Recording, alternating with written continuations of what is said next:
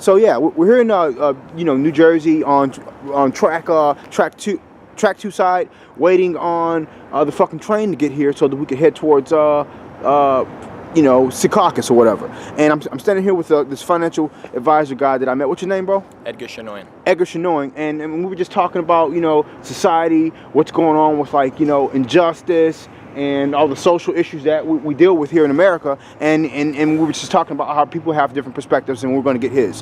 What's going on, with America, with society, with race, and what do you think about it? Well, it's definitely an issue. I mean, with this Ferguson case, I think there is two sides always to a story, and I'd love to have seen exactly what happened so, I could have a better opinion on it.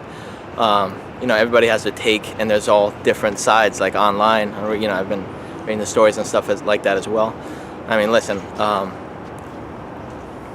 if the guy didn't deserve it, wasn't running at it, was right there, then yeah, absolutely wrong.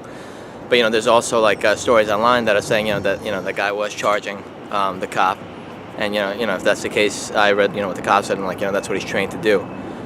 Someone is charging him, so I don't know what happened, I wasn't there, but that's how I feel about it. Well, let me ask you this. So with the Michael Brown case in Ferguson and stuff, you said you didn't see what happened. The entire world saw what happened to Eric Garner. The entire world saw him being choked to death on camera.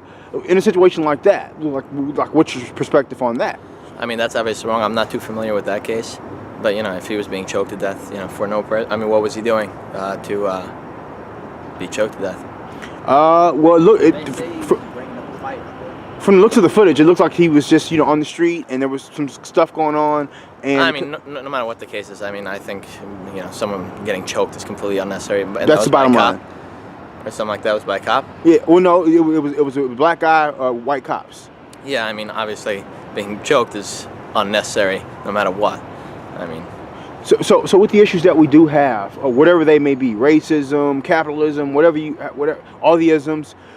So when we want to start thinking about solutions to bringing people together in society and us living up to all the virtuous principles that this country was built upon, what do solutions look like?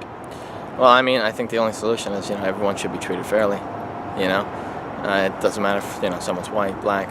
That's not happening. So what kind of things do we do as Americans, as global citizens, to push back?